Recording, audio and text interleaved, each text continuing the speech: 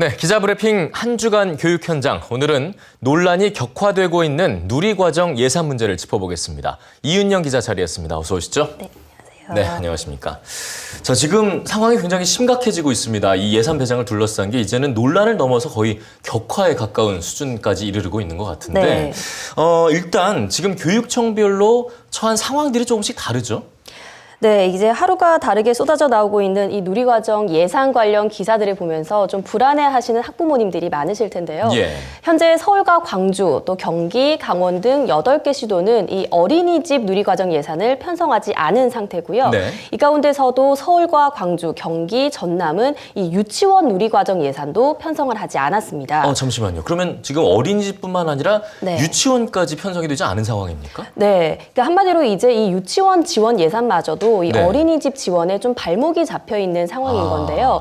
이 누리과정 예산을 지원하지 않고 있는 이 중앙 정부에 대한 일종의 항의 차원인 거죠. 예. 실제로 그 서울시 의회와 경기도 의회도 이번에 교육청이 올린 유치원 예산을 전액 삭감하면서 이 누리과정은 국고로 해결해야 된다. 이렇게 다시 한번 강조를 하기도 했고요. 네. 근데 이걸 좀 전국적으로 보면은 내년도 누리과정에 필요한 예산이 지금 4조 240억 원 정도 되는데 네. 이 지금 각 지방 의회를 통해서 편성된 예산이 1조 1,322억 원 정도입니다. 네. 이제 그러니까 현재로서는 이 필요한 예산의 한 28% 정도만이 확보된 상황이다. 이렇게 보시면 되겠습니다. 그러니까 3분의 1도 채 되지 않은 상황인데요. 네.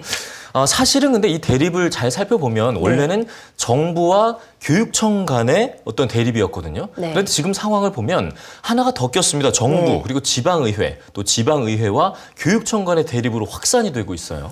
네, 이게 이제 말씀하신 대로 처음에는 그 정부와 교육청 간의 대립이던 게 네. 이제 실제 예산 편성을 두고 지방의회까지 이 프레임 안에 들어오게 되면서 여러 가지 또 다른 갈등 구조가 나타나고 있는 건데요. 네. 예를 들어서 인천이나 강원처럼 이 교육감은 진보 성향인데 의회는 여당이 다수인 경우에는 의회가 이 중앙정부의 방침에 좀 호응하는 차원에서 유치원 예산을 좀 깎아서 이 어린이집 보육료로 편성을 한 상태고요. 네. 반면에 교육감이 진보 성향이고 의회도 야당이 많은 경우에는 이 누리과정 예산을 지자체에 떠넘기려는 이 중앙정부에 대한 일종의 항의 차원에서 네. 유치원 예산을 깎았습니다. 완전히 반대네요. 네, 그래서 의회가 이 어린이집 예산을 편성해서 예산안을 통과시켰을 때 이제 당시에 인천과 강원 등의 일부 교육감들이 바로 부동의 입장을 밝힌 것도 이런 배경 때문입니다. 자, 상황이 지금 이쯤 되면 결국 이제 소송전까지 번지는 게 아니냐 이런 우려도 나오고 있거든요. 네, 그렇죠. 이제 앞서 말씀드린 대로 일단 지금 문제가 되고 있는 거는 상당수의 지방의회가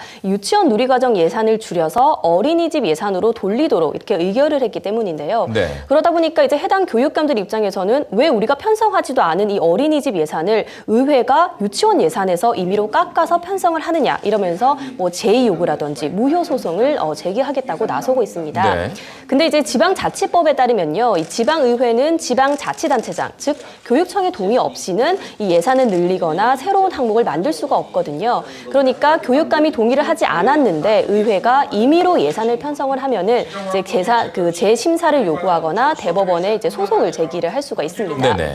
뭐 실제로 사실 이게 소송으로까지 이어질 건지는 뭐 좀 더 두고 봐야겠지만 어찌됐든 이 사안이 법적 분쟁으로 이어질 수 있는 배경 조건들은 갖춰져 있는 셈이죠.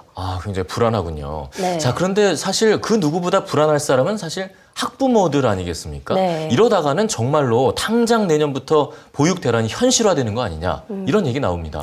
네, 이제 뭐 지금으로서는 이번 국회에서 이 문제가 해결이 되지 않으면 사실상 내년에 보육 대란이 불보듯 뻔한 상황인 건 맞습니다. 네. 전국에서 이 어린이집과 유치원 누리과정 예산이 완전히 다 확보가 된 곳은 아직 단 한 곳도 없기 때문인데요. 예.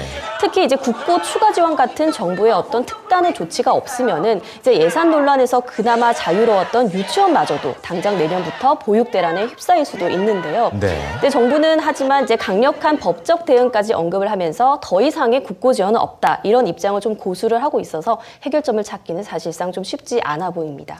근데 사실 이 상황에서 지금 뭐 박근혜 대통령이 이 누리과정을 둘러싼 공약을 왜 지키지 않느냐 이런 비판도 좀 나오고 있는 상황에서 네. 결국은 애꿎은 아이들 또 학부모들만 계속해서 이런 갈등을 겪게 되는 게 굉장히 안타까운 상황입니다. 네.